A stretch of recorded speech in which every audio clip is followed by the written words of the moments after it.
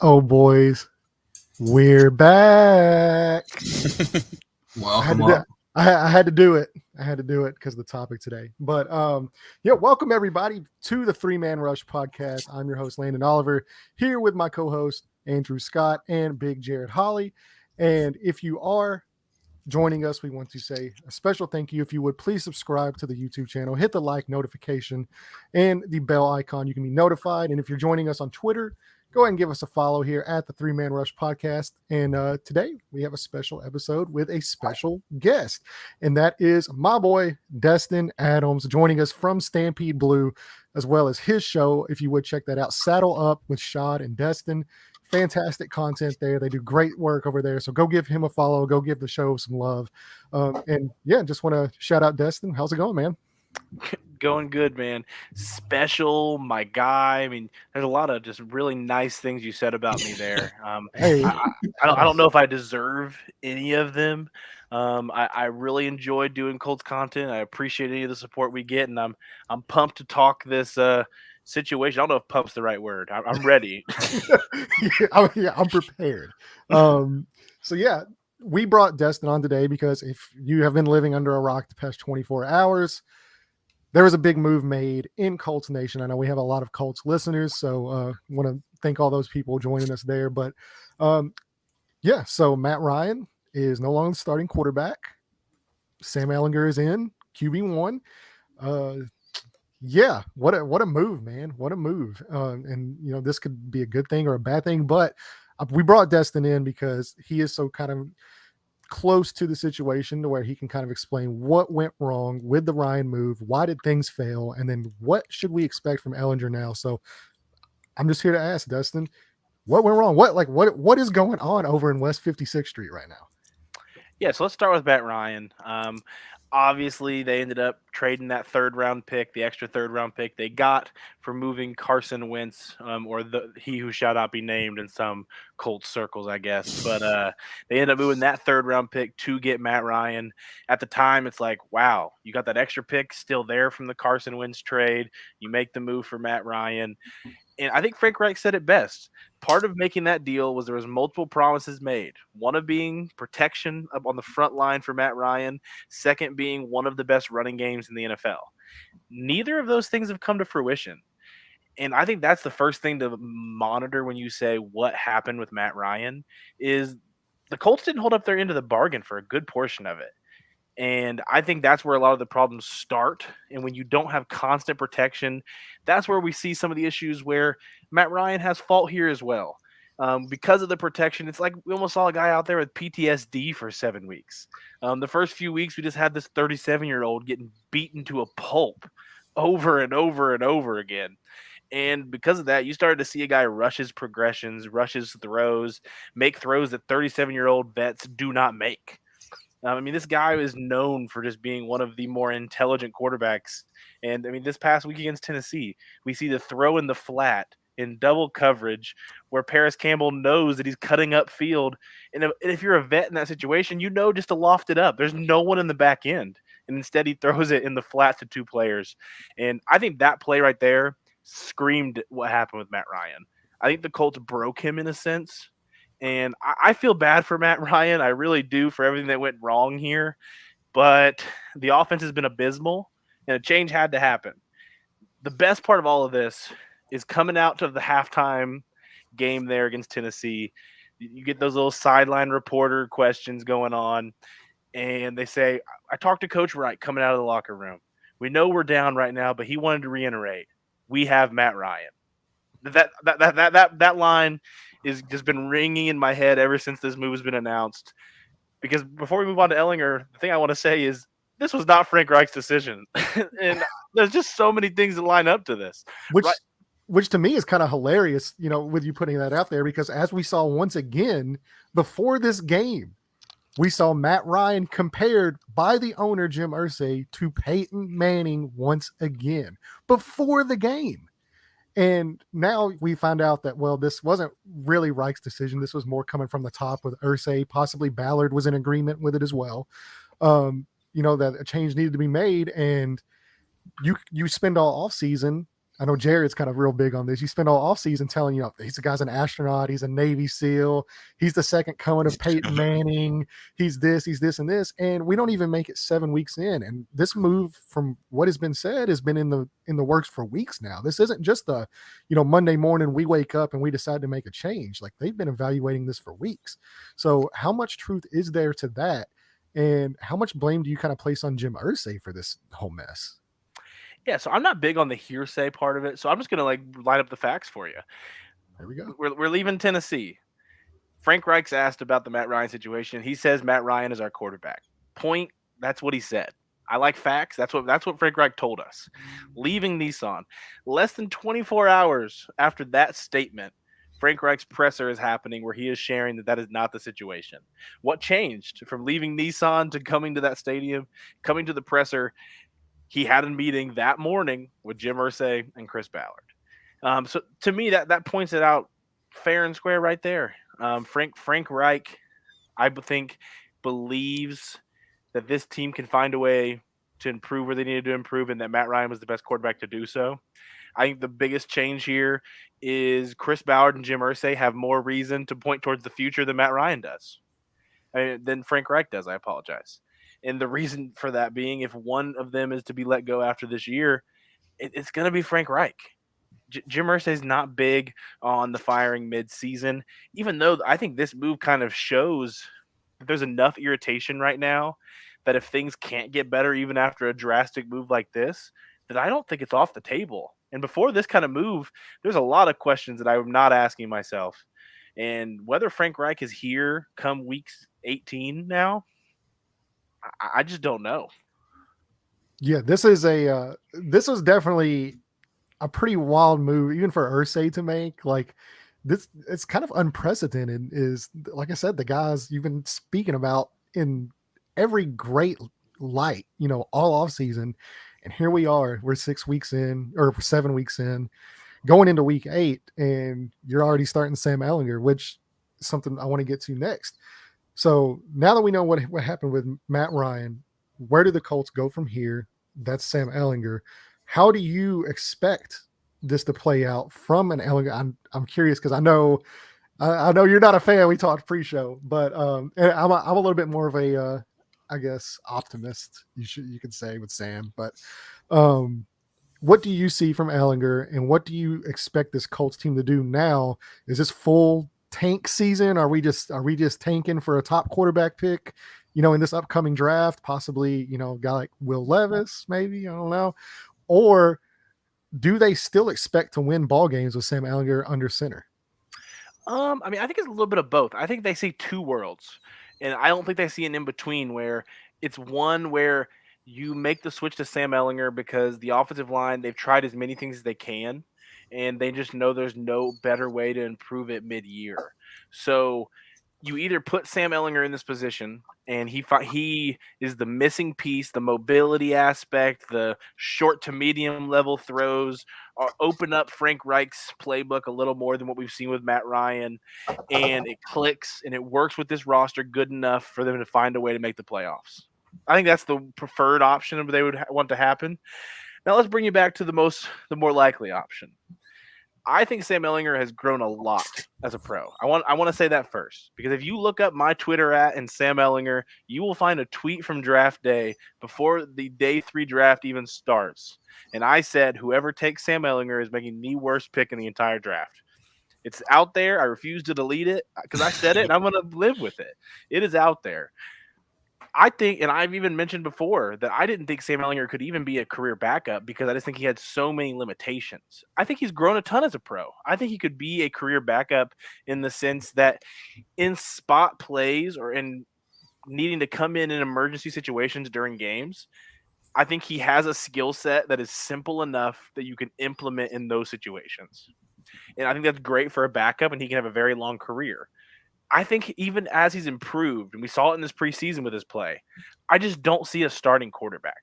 The biggest thing is he cannot, and he will never be able to make every throw in the book, in my opinion.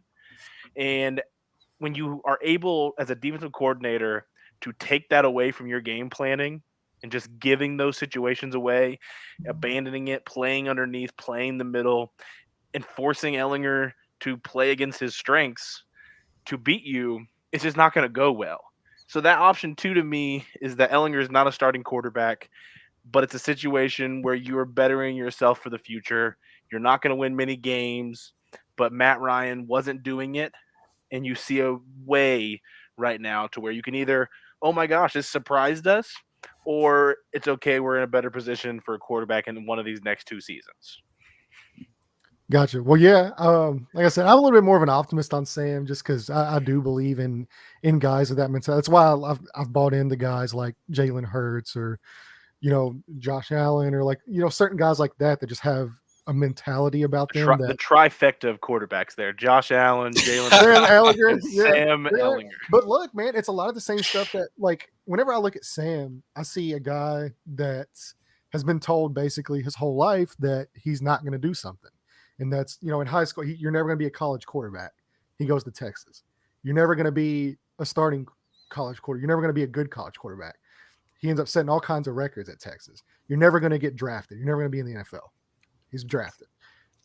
You're not going to make the team. Makes the practice squad. You're not going to be a backup. Makes a backup. You're not going to be a starter. Now look, he's a starter. And it's been like this the entire way. It was the same thing with Hurts. And I think Hurts has more physical tools as a runner. I don't want to necessarily get into comparing players like that, but to me, it's just the mentality of guys like that, to where they have a certain ceiling and their ceiling might be lower than other guys.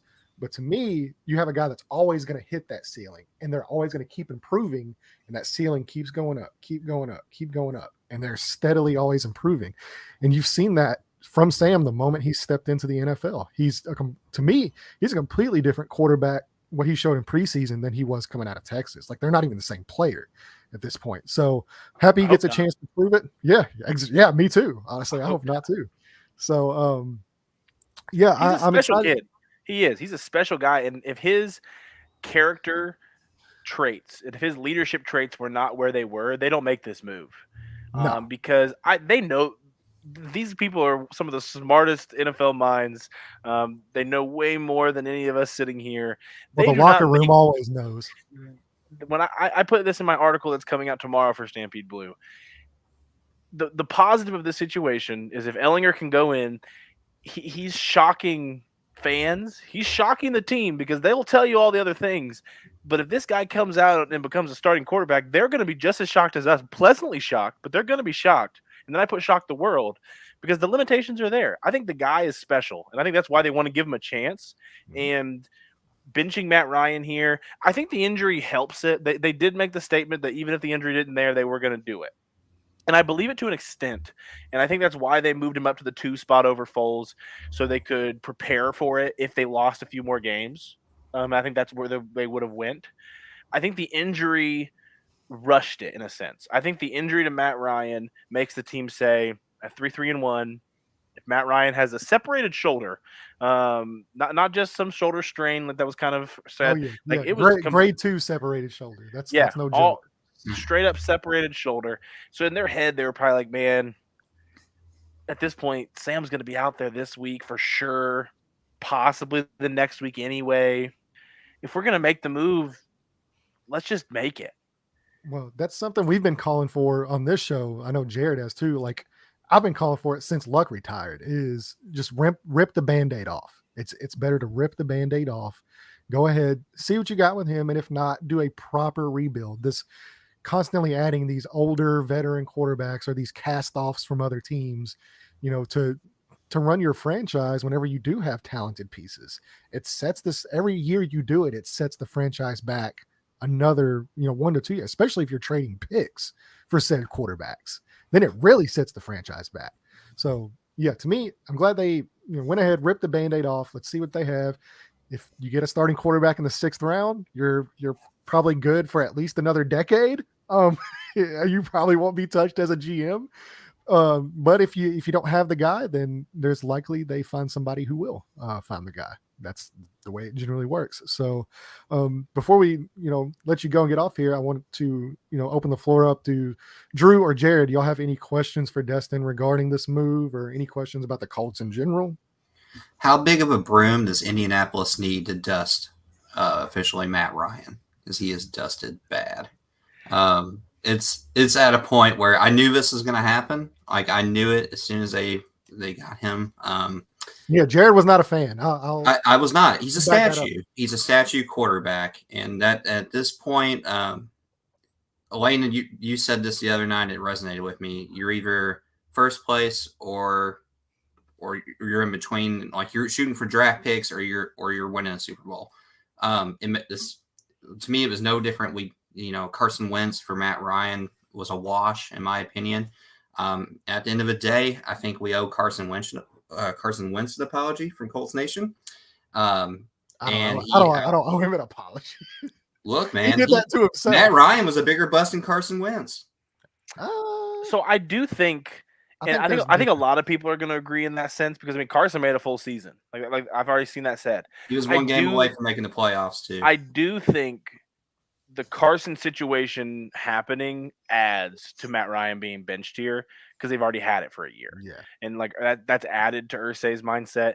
Now the mobility situation, they knew that. Like going to get Matt Ryan, the problem is, and I said Frank Reich owned up to it in a sense, is that the Colts went out and got a guy who they believed last year. They looked at Carson Wentz and they said, man, last year we had to win games in spite of the passing game. We had to win games with just our running game, and there were just too many mistakes, even if they weren't turnover plays, because Carson Wentz did not have a crazy turnover-led year like we've seen from Matt Ryan this year. But there were too many missed opportunities. So they went out and got Matt Ryan, who they believed was going to be a situation where you take away those turnover possible plays, you take away those mistakes, you give him a solid offensive line and running game, and he does enough to add to a team that, like you said, almost made the playoffs.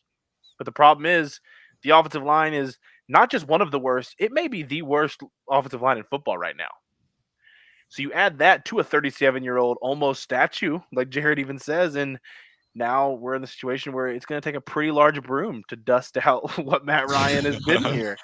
So to answer the long answer there, it's going to take a big room now because right now the guy's owed $35 million if he's on the roster after March 29th next year.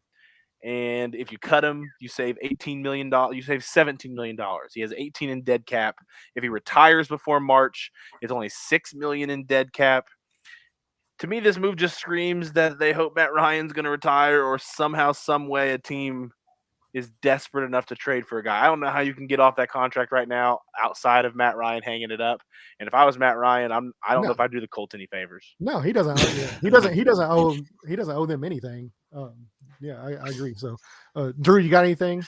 Yeah, one question I'm curious about. So there's a lot of NFL season and college season left to go.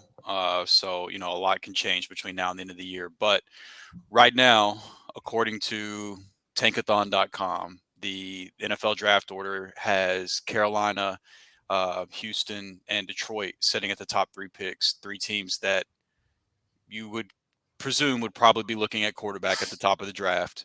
You've got right now 3 pretty big name quarterbacks with Bryce Young, CJ Stroud, and Will Levis. And then, some other guys emerging as well. But it seems like there is at least a consensus top 3 through this point of the college season. So what's your thoughts on if the Colts aren't able to get into that top 3 picks? Do you think they still go for a quarterback in the first round, or do they punt it another year? Or, like I said, I know there's a lot of NFL and college season to play, but just with the information we have right now, what's your thoughts on that? It's all going to depend on where they end up. If they end up with a top 10 pick, I think there are going to be multiple guys even outside of that top 3 that I think will grade out way higher through the process than people realize. So I still think you can take a swing in that top 10 range. Obviously the number one aspect would be trying to see what it would cost to trade up. Right. If you believe a CJ Stroud, if you believe a Bryce Young, if you believe a Will Levis, if you believe a Hendon Hooker, any of these guys, if you believe these guys can be the guy, then there's no price that's not worth it. Absolutely. Now, the Colts are in a lucky situation where it's not a 22 draft quarterback or bust situation where these next 2 classes are both going to be pretty special, in my opinion. I would even almost make the argument that the top 2 in the 23-24 class are better than the top 2 in the 2022-23 class. I agree. It's a fair argument to make. Yeah. Yeah. So like in my mind, you see how it falls. We don't even know who the regime's going to be. I mean, I think we all assume it'll be Chris Ballard still, and that if there's a fire, it'll be Frank Reich lonesome. Whether if you ask me, I think they should be tied to a hip. It's been long enough now. Mhm. Chris Ballard hired Frank Reich. This is a situation where he brought this head coach in. I think they should be tied at the hip. If you're going to make a move, clean house, give a whole new regime the chance. But I do think the Colts are going to be in the case where if it's not a quarterback this year, technically it's not. I'm hitting the panic mode. Whereas the last couple of years, I wanted one. I wanted one bad, and we didn't do it. And I was pretty Was upset. it one Justin Fields? So I wasn't a big Justin Fields guy. I didn't know. Yeah, I wasn't a big Justin Fields guy. I mean, a lot of the reasons we've seen in the NFL. I think he's a very slow processor. I just see. Oh, here we go. I don't have to get into all my old draft takes here. But I wasn't a big Justin Fields guy. But I do think there have been quarterbacks that I would have taken. I was a big Matt Corral guy, as Landon knows on the timeline. Would have loved to seen them find a way to do that last year. But these next 2 classes will be fun. I mean, we'll see how it all plays out. If we didn't take one next year and we found a way to end up with Caleb Williams, for example, I mean, I'm on cloud 9. So that was going to be my point, because if the top of the draft is quarterback heavy and you guys are still in that top 10 range, that means there's a ton of really special defensive guys that are going to be falling down just because of the need for quarterback and teams, taking the leap for quarterback, that you guys could be sitting there with defensive guys at premium positions for the taking, to where it might be tough to take a quarterback at that point. Yeah. And Will Anderson staring you on the board. It's a different God. ball. Will Anderson or Anthony Richardson? Who you going? Right, exactly. There's no question at that point. Would the Colts be over 500 right now with Justin Fields? No. A mobile quarterback? I mean, we're going to find out in the next couple of weeks, but Well, I don't think the mobile quarterback's going to fix how bad this offensive line is. Yeah. Do you have faith in this coaching staff? And this is a question for you guys, because you're much more tapped into this coaching staff. Would you have had faith of this coaching staff using Justin Fields the correct way from the jump, similar to what we saw Chicago? We saw Chicago get Justin Fields out on the move. He was 7 of 8 passing on the run this past week. They had more design runs for him this week than they had earlier this year, and you saw what Fields could be capable of. So the question is, does Indy do that from the jump? Because if that's the case, then I do think that Frank Reich does. I think Justin Fields fits a very RPO heavy read option offense that Frank Reich wants to run very well. And a lot of RPOs, it really is one read, boom, balls out, you're making decisions, that way. So I do think he fits the offense. And that's kind of the big question for me is are we talking about the same Justin Fields that's in Chicago? Would he be the same Justin Fields if he was drafted to Indianapolis? Right. That's kind of my question. I mean, which we'll never know. We don't know. If you would have asked me when Fields was drafted, if I trusted the staff too, I would have said yes. I guess my patience with this staff has grown weary just because they never took the swing. I would have loved to see what Frank Reich could have done with a young quarterback, how he could have developed a young guy. It's the situation. It's going to be a huge what if forever, because it seems too far gone now. We're never going to get to see, at least in this Colts tenure, maybe another team gives Frank Reich a chance. I just don't see Frank Reich getting to be the guy to groom whoever that young quarterback that is that comes. But it would have been fun to see, even if I'm not a big Justin Fields guy personally. I think he has all the tools and traits to where if the right coaching staff gets a hold of him, you can do special things with a guy like that. Yeah. All right. Well, I know Destin's got some stuff to get to, so we want to thank him for joining us so much. It's been awesome having you on, clarifying a lot of stuff. And we would love to have you back on during draft season, especially. I know you got all the draft takes, so we'll look forward to having you back on then and getting into some fun stuff. But in the meantime, thanks so much for joining us, and we'll see you in a little bit. No problem at all, guys. Destin. Thanks. Later, man. All right. So awesome segment there with Destin. We, like I said, want to show some love for him. If you are not already following him on Twitter, go follow him at the Destin Adams on Twitter. Also, he is a member of Stampede Blue, does great work over there. They have a show with my boy Rashad also. It's Saddle Up with Shad and Destin. So go give them a listen for any Colts content. It's really awesome. And yeah, that brings us now to the rest of the show, which I am kind back to your regularly scheduled. Yeah, program. back to your regularly scheduled program. And I know we had some breaking Colts stuff, so we had to get it done. But I am curious. That was fun though. Yeah, man, I always love having guests on. I love having people on here to talk football and get a little bit more insight. And he's very, obviously, he's very articulate and like very plugged in to the know in that organization. So everything that guy says, I take it to the bank. Unless he's talking about Matt Corral and stuff like that. Then it's a little bit questionable. But yeah. It's awesome having guests on here to kind of bring a different perspective other than listening to us three, jerk around all day. So, yeah, let's get into our picks though. So we do have week 8 is on the horizon here. We're going to give you real quick rundown of 7 games as well as the lines and over unders for them. That way, if you are interested in betting, we'll go ahead and get kicked off here with our Baltimore Ravens, Tampa Bay Bucks, Thursday night game. Yeah, Buccaneers.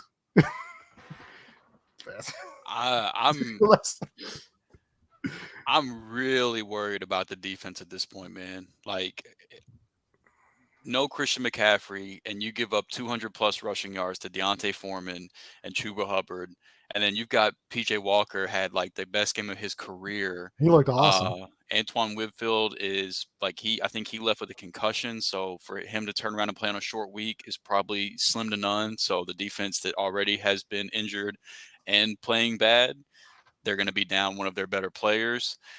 I don't see things getting any better on a short week with Baltimore. And granted, Baltimore's been shaky in their own right too. But yeah, I'm nervous for Tampa, man. I mean, poor Zach. He did call that. Chargers are gonna lose. What's up, Zach? Hey, you're listening. There's no at least there's a bye week for the Chargers this week, so he doesn't have to have any pain this week. Yeah, surely nobody can get on IR in the bye week. You're right. How you gonna get hurt on your day off? Yeah. Anybody can do it. It's the Chargers. For real. But yeah, I mean, the running game is basically non-existent. Like Leonard Fournette had multiple chances to convert 3rd and 4th and 1s last week against Carolina and couldn't pick up a yard. They look old, man. That's just kind of the only way I know how to put it. They look injured and they look old, and it was like Mike Evans had that big drop right at the beginning of the game. It's probably the most wide open touchdown he's ever been able to have in his career, and he had that drop pass, and it was just like they deflated a balloon that they just couldn't get back up after that point. So I really don't know what to make of Tampa, but it's hard to paint a rosy picture coming off a loss to the presumed worst team in the league and now having to turn around and play Baltimore on a short week. So I'm more nervous for Tampa than I am for Baltimore. If I seem really quiet, I've been sick for a couple of days, so just bear with me here. Tampa Bay looks bad, man. They cannot run the football, and now all of a sudden they can't stop the run. 2 things that they were done extremely well the previous season. Yeah, they look cooked. The only thing they have going for them is the division they play in. I don't think Carolina is going to make a complete 360 and win this division. And the Saints look, I don't know who they are anymore. So Atlanta, I don't trust it. They win by default and make playoffs, but if they played the Giants in the first round right now, they'd get beat. If they played, who's another team? Like if they played Dallas, they're going to get destroyed. They're the Vikings or maybe they can beat the Packers. I mean, who knows? That's kind of that's kind of the showdown right now of who can be who can disappoint the most between those two teams with Tampa and Green Bay. It's tough. But yeah, they do not look like the same Tampa Bay we've seen the last 2 years previously with Brady. I don't know what to make of it, man. Like, I don't know. We're only 8 weeks in, but at the same time, like, Oh, you're halfway through the season now. I mean, Yeah. you know who teams are at this point. Yeah, like I stated before, but I mean, they are pretty much a lock to win that division. I mean, it's unless things somehow get worse. But I don't know. They look bad. I have nothing else to say. Yeah, I agree. And now they get the Gus Bus, who looks like he hasn't. Oh boy, did the Gus Bus look good! Yeah, I mean, he looks just as good as he did every other year he plays. He Every single year he plays. that guy's a beast. So now they get Lamar, who has not played well, by the way. Lamar's really fallen off the last few weeks, but yeah, he's not been playing good. Yeah, but the Gus Bus looked good. The defense, we'll see, how that is. This is a tough game because neither one of these teams are really playing good, and it seems like, in all honesty, man, outside of like maybe like 5 to 7 teams, nobody's playing good football right now. But yeah, I'm curious how you guys go on this. So if you are interested in the lines right now, this is kind of crazy to think about, but Buccaneers are at home, but the Ravens are favored by the point spread only by 1.5. Ravens money line is -120 favorites. Buccaneers is -105. So just slight underdogs there. And there is a 44.5 point over under on this. Let's go ahead and pick the game. Curious how you guys are going to start. So Jared, I'm going to kick it off with you. How do you think this game is going? I've got the Ravens. Yeah, I'm taking Baltimore as well. Yeah, I'll make it a Buccaneers clean sweep over here with the Baltimore Ravens winning. So let's get into our next matchup here, and that is London Town. Yeah, another wonderful Sunday morning game, and you now get the Denver Broncos possibly without Russell Wilson again, and the Jacksonville Jaguars, who once again have seemingly fallen back to being the Jacksonville Jaguars. The London Jaguars, really. Yeah, this is a home game for the Jaguars. It is. So yeah, that game, weirdly, there are, in the normal site I use, there are no lines on it. So let me go ahead and look it up while y'all kind of break down a quick preview of these teams. I mean, there's really only one thing to talk about in this matchup, and that's the fact that Travis Etienne is free. He's unleashed. He's about to do dirty things. Granted, the Denver defense will be a nice test for him in his first official game as the workhorse for the Jacksonville Jaguars, even though that probably won't end up being the case because Doug Peterson hates workhorse running backs. But yeah, I mean, James Robinson on the move to the New York Jets to fill in for the injured Breece Hall, so that opens up some game for Travis Etienne. And we kind of already seen this come in the last couple of weeks anyway. Travis Etienne had started to take over that backfield, and James Robinson had took a back seat. And other than a couple long runs early in the season, James Robinson really he had started to look more like a running back that was coming off an Achilles injury. So, I'm curious to see how that works out for the Jets. But as a longtime Travis Etienne believer, supporter, truther, whatever you want to use, I for one, am very excited to watch this game this weekend. And for that reason alone, and that is literally it. Yeah. Oh, go ahead, Jared. I was just going to give the line real quick just to kind of give you something to work on. So I did find a line here. Looks like the point spread or the game spread is Jacksonville -2.5 right now. It technically is a home game for them, even though it's not. But it is, if we're being honest.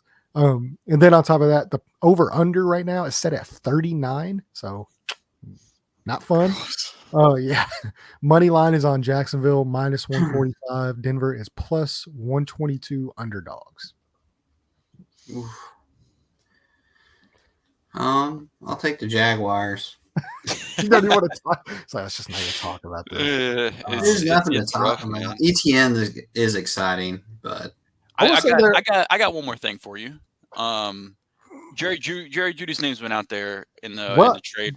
That's what I was going to say. Also, Bradley Chubb. Now, if they lose this game, that's a crock of shit. They're just throwing that out there. Bradley Chubb will probably get traded, but it has nothing to do if they lose to Jacksonville or not.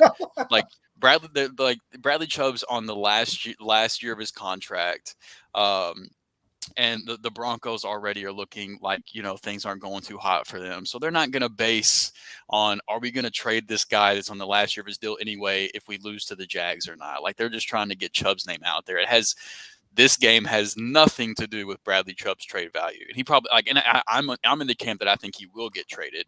I just think that it has absolutely nothing to do with the outcome of this game. But I thought it was I'm curious what you guys think about this. The Broncos were talking about trading Jerry Jeudy. He's still got a couple years, assuming they would want to pick up his 5th-year option. He still has a couple years of control. And I think he's looked better than Cortland Sutton this year. Sutton has the big contract. He'd be more difficult to trade, I would imagine.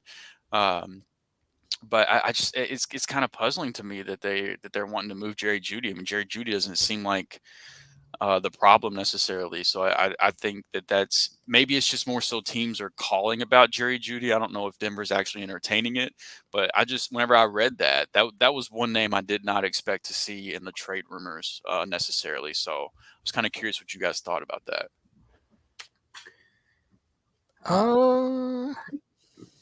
I don't know, because here's a problem at this point. I think so, for sure. Not only on the field, but in the locker room too. Yeah, it's tough to really know, because that's something we probably won't know until this Russ Denver era is over and people start speaking out. But it's tough to know. Here's the only issue with that for me is, so right now you have $240 million tied up into Russell Wilson, right? Mm-hmm. Massive contract. So you're not getting rid of that at least the next 3 years. So what would really be the point of tearing it down and doing a rebuild, knowing you're on the hook for at least 3 seasons with this guy? Right, exactly. And you're trading away assets, but for what? I mean, you hardly have any picks in this upcoming draft. Seattle's got your first. You're not going to be able to improve that way. You don't have hardly any money in free agency. You can't improve that way. So right now you have a young wide receiver. Granted, he hasn't lived up to the hype out of Alabama, but he's still on a rookie deal. So why trade one of your pieces that could turn into something that isn't costing you a lot of money for what? To hope you get a pick high enough to draft somebody like Jerry Jeudy again? Draft Jerry Jeudy. Yeah. I mean, what are we doing? That's what I didn't understand about it either. Like, the Bradley Chubb thing makes complete sense. I fully believe he will get traded. He's on the last year of his deal. It's very similar to what they did with Von Miller with the Rams last year. But the Jeudy one made no sense to me. Yeah, I don't really know how you go about this, but let's go ahead and pick this game though. I'm actually gonna take the Denver Broncos in this one. I'm gonna take the London Jaguars. I think the home field advantage is just gonna be too much. I've already made my pick. He led off into the segment with his pick. Yeah, let's just get this over. Long live the Jags. Yeah. All right. Let's get on to our next game here, and that is the renewed Miami Dolphins versus the vaunted Detroit Lions defense coming out of the playoff Lions. Look at that defense showing up. Now the offense disappeared. So what happens? Miami once again. I think Miami looked pretty good the other night. Tyreek Hill continues to be, for my money, one of, if not the best wide receiver in football right now. Just an absolute stud. They ran the ball really effectively. A lot of good things, and I like what Mike McDaniels has done over there. That, they didn't score a ton of points, but they did enough to win the game. And Tua back another week, should be even healthier than he was this week. It is what it is, and the Detroit Lions, they are what they are. That's one way to put it. Yeah. Which I don't know. Like, what are they? Like, your offense is like going absolutely bananas for the better part of the entire year. You get them coming out of the bye week. Now your offense just sucks. They're getting the full Jared Goff experience, man. Yeah, and then their defense, on the other hand, was like historically bad. And I know they put up 24 points on them, but even then, that's an improvement on what they were. But for the majority of that first half, man, like they made life really hard on the Cowboys offense. So I'm just kind of curious to see how this plays out. Yeah, that's pretty much all I have on it. There's I don't really have a ton to talk about. Cowboys defensive line is still absolutely insane. So yeah, I think the Cowboys offense was in cruise control for a decent amount of this game. Just because like the Lions offense looks like they just, if Amon-Ra St. Brown's not on the field, they just can't move the ball. And granted, they still haven't had DeAndre Swift back either. Like those two guys are so important to this offense. The offensive line is really they've kind of been dealing with a lot of stuff too. So yeah, they've really kind of fallen off from where they were supposed to be. Which, I mean, they have some injuries there. It's not entirely their fault, but. This is what I've been talking about, man. Whenever you got the perfect protection, you've got all your weapons. Jared Goff is a very serviceable quarterback. Whenever any of that starts to break down, Jared Goff is who we thought he was. And he's not the worst quarterback in the league, but he's not going to continue to set the world on fire like he was at the start of the year. It's just kind of how it's been. But for Miami, I think this is a really timely game for them. With Tua coming back last week against the Steelers, like they came out guns blazing at the beginning of that game. The way Mike McDaniel scripted the beginning of that game was beautiful. Once they got beyond the scripted plays, you could see some of the rust from Tua. The Steelers dropped 4 picks in the game, so the Tua's line could have looked much worse. But they did. He, it was his first week back from some ugly concussions and quote unquote back injuries and things like that. So I would expect the rust to just continue to shake off here against the Lions defense. And, like I said, a very timely matchup for them. And the offense you can just tell that there's a level of excitement and energy around that offense whenever Tua's out there, that team believes that they are a better team whenever Tua's on the field, as they should.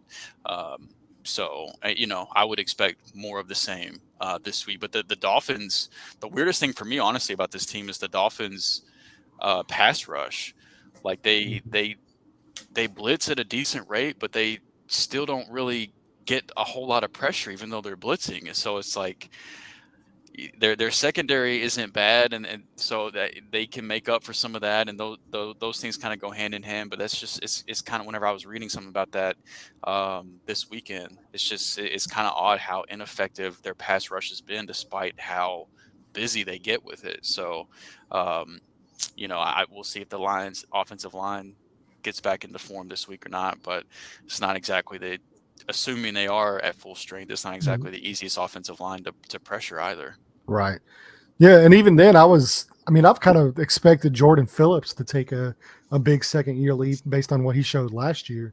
And he so far has not. He's really disappointed. So possibly if there's a way to get him, up and going, they might be able to generate some pass rush. But yeah, it's been interesting because I thought they had some pieces there to work with, and I don't know if it's coaching or scheme or anything like that. But I haven't watched enough of the Dolphins defense, admittedly, to come to a consensus view on what exactly the issue is there. But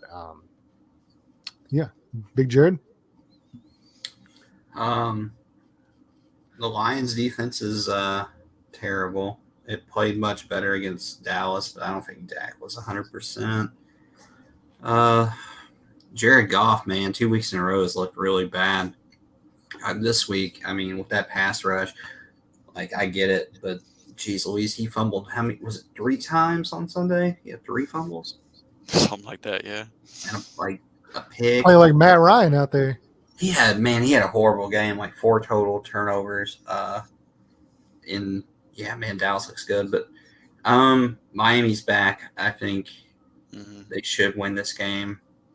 It's in a dome, which makes Tyreek Hill even more dangerous. Miami's about to play so fast. And Waddell, yeah. Yeah, I got the Dolphins by double digits. Yeah, so the Dolphins are 3.5-point favorites in this, even though the Lions aren't home. They're minus 182 favorites to win. The Lions are plus 140 underdogs. This game has a 50.5-point over under. Good Lord. Yeah. Makes sense. Yeah. So, yeah, I'm gonna stick with the Dolphins. I agree. I think Dolphins are winning. I'm gonna stick with them as well. All right, let's get into our next matchup here, and that is the newly invigorated, fantastic Carolina Panthers versus Andrew's favorite coach Arthur Smith taking on the with the Atlanta Falcons. Do you have something else you want to get off? Yeah, I heard the groan. Do you have something else you want to get off your chest? I'm so fucking sick of this guy. I really thought, the games have been relatively manageable, relatively close. If they get into a game where they have to throw, surely they're going to throw the ball. The Falcons offense trailed by 7 or more points on 100% of snaps. They went down 7-0 off the rip and were down by at least 7 or more for the entire game. They dropped back to pass on 45% of their snaps. The NFL average in that situation is 72% of snaps that people are dropping back to pass. Arthur Smith doesn't give a damn if he's down by 5 touchdowns. He's treating every drive like it's the first drive of the game. And he's trotting Caleb Huntley and Tyler Algier out there and trying to give them 50 carries a game whenever you've used your last 2 premium picks on a wide receiver and a tight end. The unicorn tight end, the best pass catching tight end we've seen in the history of the world, and the wide receiver one in this last rookie class in Drake London, and he's just not fucking using them no matter the situation. It's just like, no, I would rather just continue to give Tyler Algier and Caleb Huntley the rock over and over and over, no matter how much we're down, because he doesn't care about fantasy football. He's here to win games. And that's clearly fucking working out for him in these situations. If they have to play a team that has any smidget of an offense, because the San Francisco Fraud Niners, the Fraud Niners themselves, they couldn't beat the Falcons, but they went up against a real offense in the Cincinnati Bengals this weekend, and the Bengals, exposed Atlanta's defense for what they are and put them behind the entire game. And Arthur didn't give a shit. He just kept playing it the same way, and it's like, what the fuck are we doing? 3 catches for 9 yards for Kyle Pitts, 1 catch for 9 yards for your boy Drake London. They were down by 3 scores for like half the game. 13 total attempts in the game. Tell me you don't trust Marcus Mariota without telling me you don't trust Marcus Mariota. And why is if this is the time I told you this is when I'm going to start losing my mind. We got 2 of 3 matchups coming against Carolina. If he keeps trotting Mariota out there to pass the ball 12 times a fucking game instead of letting the rookie have his shot and see what they got in him, I'm going to lose my fucking mind. I can't do it anymore, man. I cannot. Arthur cannot keep getting away with this. He can't keep getting away with this. So that's all I got to say, man. I'm burnt out. I'm burnt out on Arthur. Poor Arthur. He's delivering those packages, FedEx guy. So, let's get in. If you did see, we did lose Jared though for a minute. He had something he had to run and take care of. So I don't know if he'll be back in time by the time we finish the show, but if so, I can pretty much probably tell you where he's going to. I don't know where he would go this pick. So Falcons are minus 6.5-point favorites. They are at home. Minus 278 favorites on the money line. Panthers plus 205. And the over-under is 41.5 in this. Carolina look good. That's pretty crazy to me that you don't have Christian McCaffrey, and yet somehow Chuba Hubbard and Dante Foreman both looked like borderline good running backs in this game. Just further proof that running backs don't matter. Hashtag never pay running back. The brand lives on. Yeah, every week it gets stronger and stronger. And then the 49ers who traded for the running back got absolutely beat down this past weekend. Yes, which was no fault to Christian McCaffrey. Which means theoretically, the Jaguars should win because they traded James Robinson. imagine that, taking an undrafted running back, free agent, and getting a 5th round pick for him. What a world. So yeah, the Jets will probably get blown out in this game. But yes, as far as Carolina and Atlanta goes, this is, I don't know. I don't know if Carolina comes back to earth. Like, are the Buccaneers really that bad? Like, is that like if the Falcons come out here and kind of beat the brakes off the Panthers, like, are the Buccaneers really that bad? Do we start going there?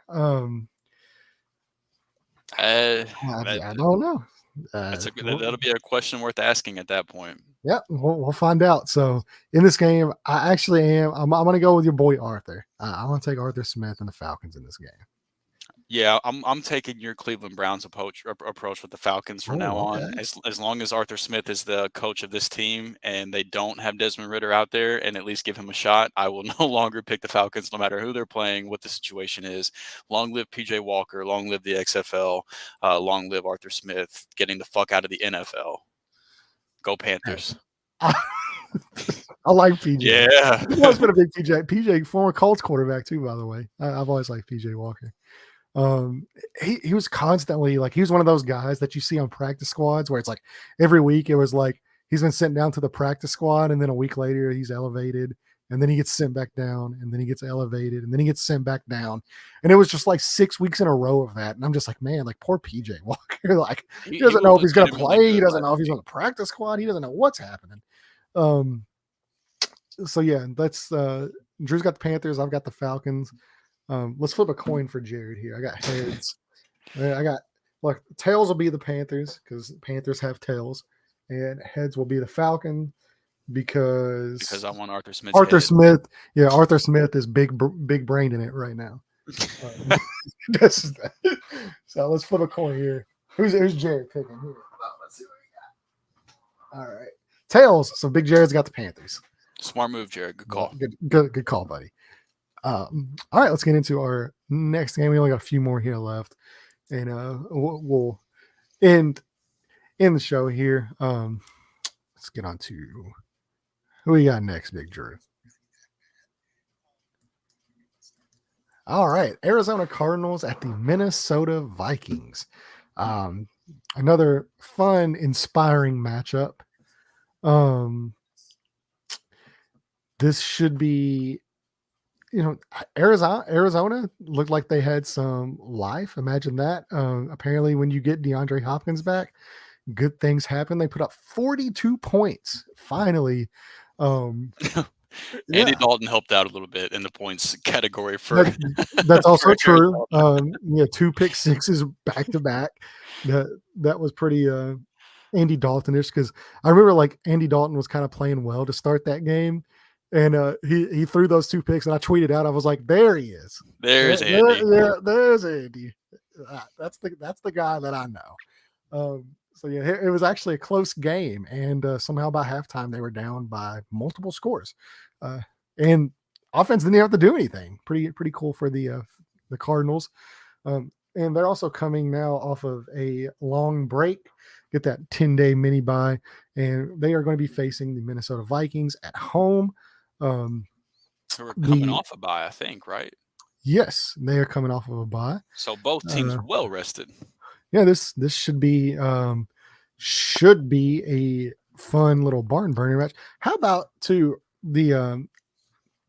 I actually saw the Arizona Cardinals use Kyler Murray's legs to manipulate a defense. Crazy. Like, I don't know what's going on this week. It's like, are these coaches listening? Because you had Justin Fields last night, then you've got the Arizona game on Thursday that, they're actually using these quarterback strengths to possibly put them in situations to succeed. And guess it's working. I mean, both teams almost scored for, one team scored, well, technically they didn't score 40, but they're putting up over, almost 30 points, and the Bears did their thing. So yeah, it turns out if you play to a player's strengths, good things happen. Imagine that. Who would have thought? Yeah, no kidding. So the Vikings are at home, though. It is a minus 3.5 point spread for the Vikings, so they are favored to win by more than 3.5 points. Money line, Vikings minus 213, Cardinals plus 160, 48.5 point over under. So they are projecting this to be a fun little shootout. And I'm super excited to kind of watch if this trend continues now, because, I know Minnesota was dealing a little bit with some injuries there. Just at certain positions there on the defense and offense and stuff, they were just little nicks and stuff like that. So they should be fully ready to go now. They get a Arizona defense that up until last week has generally not been that great. And even then they didn't really play that great because they still allowed, 30 something points to the Saints. But this should be fun. Justin Jefferson should have a nice fun day. And that's actually what I have my eyes on the most, because if you look at Byron Murphy's performance so far this year, the rest of the Cardinals secondary has not been that good, but Byron Murphy has really been taking the number one passing option of whoever the Cardinals are playing out of the game. Now, Justin Jefferson is not your typical number one passing option. Like, he is, one of the best receivers in the NFL. Yeah. So, this isn't your typical, he's the best guy on the offense. Like, this is one of the best guys in the league, period. Yeah. So that they move him around enough too to get him. But that is something I got my eyes on, though, because it's we've been talking about how we're 7 full weeks going into week 8 into the year, so these trends are starting to become things that kind of stick, and that's something so far that Byron Murphy has been able to do throughout the year. So very interested to see how that plays out. But even if he does limit Justin Jefferson, the rest of the defense is bad enough, and then the rest of the Minnesota Vikings offense and playmakers are good enough that I still think Minnesota will be able to get the job done. Yeah, I agree. I'm going to take Minnesota in this one. They're a weird team too. Like, it's another one of the weird teams that, like, almost kind of like the Giants, where like they're winning kind of like in spite of themselves sometimes. Well, the Giants necessarily, they're not winning in spite of themselves. They're just incredible at situational football. And Daniel Jones has been a good quarterback this year. Mm-hmm. So yeah, I'm going to take the Vikings in this one. I'm going to take the Vikings as well. All right. And Jared, let's see. We're going to go. Heads will be the Vikings just because that's their logo. It's a heads, Vikings head. And then tails will be the Cardinals. That was a really shitty coin toss there. There we go. All right, heads. So good job, Jared, taking the Vikings, which is probably where he would have went anyway, just because his dog Millhouse is a Vikings fan. So, you got to go with Millhouse. Yeah, you gotta go with the dog there. And this brings us on to our next matchup: the Chicago Bears and the Dallas Cowboys. The Bears, dude, finally. You got to give the coaching a little bit of credit. I will. I went into this matchup expecting Luke Getsy to get absolutely annihilated by Bill Belichick in this game. I did too. And I mean, rightfully so. I mean, who wouldn't? And it's the opposite happened. He finally used Justin Fields correct. This guy's like one of 3 quarterbacks that can do the stuff that he was doing last night. And he had a few plays, man, that were just fantastic. Like that screen pass to Khalil Herbert. Whenever he like hesitated for a second. Yeah, and then the arm angle where it was that was beautiful. Yeah, and you know where I have not seen that play all over the air. If somebody else made that same play, it would be the greatest throw that's ever happened. I don't know. Talking about one Patrick Mahomes. Surely not. No. He's the only guy that can do the sidearm. The inventor of the sidearm throw. Yeah, the inventor of the sidearm throw and the no-look pass. Nobody's ever done that before. Right. But nobody's talking about that pass at all. And it was just like, it was incredible. And I'm like, man, like why? Like, is the Justin Fields narrative so bad now? I think a lot of the general public has just like completely written him off at this point. Like, it doesn't really matter what he does. Like, he's played relatively well despite the Bears the last couple weeks, and then this week they did. Shout out to the coaching staff. They set him up for success this week. I mentioned it a little bit whenever we were talking about Fields if he was on the Colts, but 7 of 8 for over 100 yards and a touchdown whenever he was throwing on the run this week. and this past week against the Patriots, and several design runs for Fields. So they clearly finally was like, you know what, we have one of the most dynamic quarterbacks in the league. We should probably use that to our advantage and put him in a position to succeed. And Fields showed you what can happen if you do that against a defense that had been playing relatively well the past couple weeks. Like Bill had the Patriots defense playing pretty well the last few weeks, and Justin Fields did not give a shit. Yeah. And shout out to Destin. Me and him have had a little back and forth on Bailey Zappi. Not really like a back and forth, but we've just kind of been messing, talking around for months now. This goes all the way back to March. And Bailey Zappi, we were inducting him into the Hall of Fame in the first half. And I was texting Destin, and I'm like, oh, all right, like, yeah, your boy, yeah, let's go. And then of course he completely fell apart. The second half, and I texted, I was just like, man, it's literally all my fault. I should not have said a damn thing. So I'm sorry, Bailey Zappi. I got too overconfident. That's what happens. And yeah. I'll be ready to talk about the Patriots on our next show on their matchup, because I'm very interested to hear your guys' thoughts on the handling of that quarterback situation this past week, because that was a very interesting way to run a quarterback by committee. Yeah, there's an old quote out there. If you got two quarterbacks, you got none. A quarterback. That's right. So, that's right. Yeah, I'll be interested to kind of dive into it. Because I do like both these guys coming out, for different reasons. But I did like Mac Jones, and I didn't necessarily like Mac Jones coming out of the draft because I needed to see it, but I liked some of the stuff he did. I think he went to the perfect situation for him, or so I thought. And might be the perfect situation for old Bailey. They do love their backups there in New England. They do.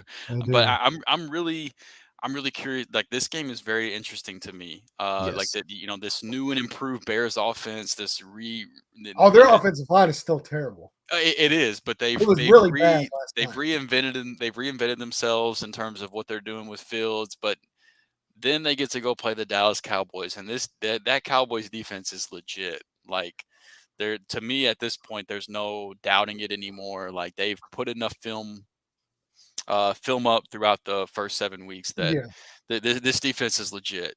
And so I'm really curious to see how the Bears translate last week's success into this game against Dallas with Dak another week under his belt.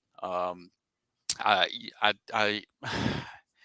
like Justin Fields, so I want to root for him and I want to root for the Bears, but I don't have a good feeling about the Bears this weekend. I think that a home game with Dallas, with them getting healthy, coming off a win, even if it wasn't like the most impressive win, like they handled business in Detroit. So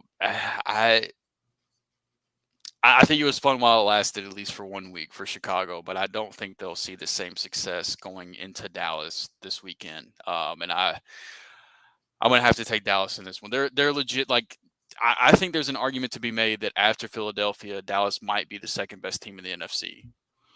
It's entirely possible, depending on how my boy Dakota comes back. We'll be curious to see about that. But it's a fair argument. Both the running backs looked good, man. Zeke looked good again. Tony Pollard continues for my money, to be the best running back on the team. And they're set up to win tough games. And the defense running the ball, occasionally stretch the field. CD Lamb's playing good. Michael Gallup's back. I'm a big Michael Gallup fan, so I'm going to take the Cowboys in this one. But before we do, if you are interested in betting this game for, whatever reason, whatever suits your fancy, if you're a Cowboys fan, they are huge favorites in this. Point spread is -10 on the Cowboys. The money line is -500 favorites to win. Bears are +300 underdogs. This only has a 43-point over-under. So they're not expecting the Bears offense to literally do anything. That's interesting. The Cowboys defense is getting some respect for sure. Yeah, it'll be curious. I would really like to see them go to the Philadelphia tape and kind of attack them the way that Philly did with a mobile quarterback, because they basically just took Micah Parsons out of the game with their game plan. So I think that would be a good way to look. So Chicago Bears, Getsy, Matt Eberflus, if you're for some reason listening to this podcast, you should watch the Eagles tape. Pretty good stuff on there. So yeah, you got the Cowboys on this one, I'm assuming. I do. All right. And Big Jared, up to you. Where are we going here? Actually, I don't have to flip a coin. I know his stepdad David, big Cowboys fan, so he's probably going to side with the Dallas Cowboys. So we'll throw it in there. All right, and let's get in. I believe we have one more. This is the last one for this episode. One more, yeah, last one, and that is the Las Vegas Raiders versus the New Orleans Saints. Not super excited. I wish we should have ended on the Cowboys Bears. At least that was kind of an intriguing little matchup there. But much more intriguing, yeah. Yeah. So I mean, is Flamus back this week? That could make things a little bit more fun. We don't know. The Raiders, I will say Josh Jacobs has looked really good. Obviously, of course, he's in a contract year. So contract year for running backs, somebody should definitely pay him. That's always works. And I think somebody will. Like, it's going to be the wrong choice, obviously, but like with how well he's played this year, assuming that it continues. It's going to be the 49ers. Or the Seahawks. 49ers or the Seahawks. Yeah, somebody that loves to overpay running backs, but no, I mean, legitimately though, like, despite how bad this offensive line was supposed to be for Vegas, Josh Jacobs has looked awesome, man. Yeah. This is a really fun matchup for like if you love watching good running backs, this is a really fun matchup for you because Josh Jacobs and Alvin Kamara are playing some of the best football in the league at the running back position right now. So, it's a lot of fun from that aspect. Now, if you want defense, this might not be the game for you because the Raiders defense is not that good and New Orleans defense is pretty banged up. So if you're looking for a defensive battle, this one's probably not for you. This will probably be a fun game for DFS and for fantasy and things like that. I'm not sure what the status is on Marshawn Lattimore, but if there's no Marshawn Lattimore, then look out Devontae Adams or Matt Collins. Yeah, right. But yeah, if there's no Lattimore to help control Devontae Adams, there's really not anybody else that's going to be equipped to slow that guy down. So I'm a little worried for the Saints in this one. Yeah, I agree. It's really up to Taysom Hill to save them. Please save us, Taysom Hill. Yeah, okay. Well, if you put it that way, yeah, the Saints are really screwed. Yeah, I know. I'm actually I want to see if Flamus plays. That would kind of change things a little bit for me, because I think that obviously opens up things a little bit more for the Saints. And, if Michael Thomas can be out there, which who knows, what that happens with that, Jarvis Landry, they're missing a lot of pieces. So if this offense can get a little bit healthier, I think this matchup is a lot more fun for me. I don't really enjoy watching the Raiders play. No, football. They're not a fun team to watch. No, but I will say, shout out to Rocky Yassin. We traded Yannick Ngakoue for it. It has not worked out. It has definitely worked out for the Raiders because that dude is balling out right now. Yeah. So that could be a tough matchup for the wide receivers of the Saints should they decide they want to throw the football. So yeah, if you are interested in this game as well, the Raiders are 1.5 point favorites in the point spread. The Saints are at home, by the way, so it is in the Dome. Money line is on the Raiders -133, Saints +105 underdogs with a 47.5 point over under. So probably a little bit smaller than what I expected it to be. I thought it would be at least 49-50. But 47 is still a good number. So, yeah, let's go ahead and pick this game and close it out here. I'm going to take the Raiders. I am actually going on a limb. I want to take the Saints because I don't like Josh McDaniels. So, it's fair. That's where I'm going. So, all right. Well, if you joined us tonight, we want to say thank you so much. Like we said at the beginning of the show, if you are not subscribed, go ahead, subscribe to the YouTube channel, hit the like notification, hit the bell. You can be notified whenever we go live, all 3 times a week that we generally do the show. And, if you're listening in audio format as well, leave a review, go ahead and, hopefully 5 stars if you like your boys. And, yeah, go ahead and catch me out on the Blue Stable podcast. We release game previews for the Colts. That is every Thursday, and then we do geek recaps every Sunday afternoon, so you can be caught up on all the Colts news. We did release an emergency podcast, obviously, yesterday. So, oh yeah, we did. If you want to hear me talk a little bit about Sam Ehlinger and some stuff, I'll have to go check that out. It is only in audio format, but the post is on the Blue Stable. You can go check that out. We didn't do.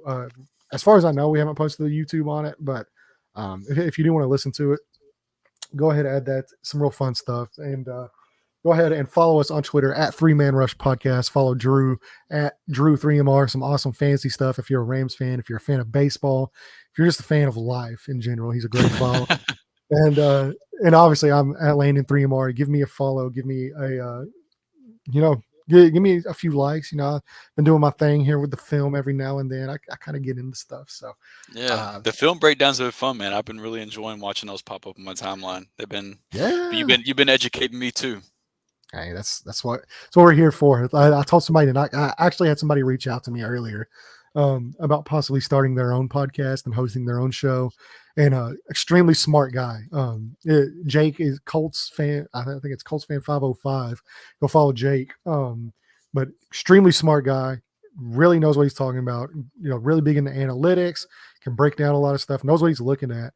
And he's just like, man, like I'm kind of curious, about starting my own show. And I'm like, dude, tell you what, we need more smart people in the podcast game as opposed to hot take artists that are going on right now. Like the less hot take people we have and the more smart, educated football people we have talking about the game of football, growing the knowledge of everybody that loves this great sport, the better. That's what I always say. So, yeah, thank you guys so much for listening. We will catch you tomorrow night live.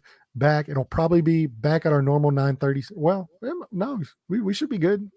We'll see. Might be a little early this week. Might be a little earlier this week. Yeah. So we'll make a post and we'll let you know what time we're going live. But make sure to join us live again tomorrow night for the rest of the game, including the Colts Taylor Heineke versus Sam Ehlinger matchup. We'll get into. That's huge battle there. So we got Rams Niners again this weekend too. Oh yeah, so this gonna be a fun episode.